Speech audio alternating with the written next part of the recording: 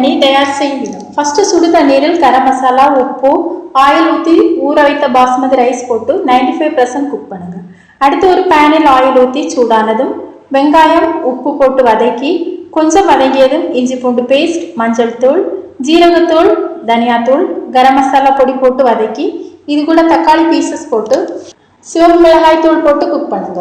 இப்போ ரைஸ் வெந்ததும் இனி இந்த தக்காளி வதக்கியது கூட போட்டு மூடி வைத்து குக் பண்ணுங்க.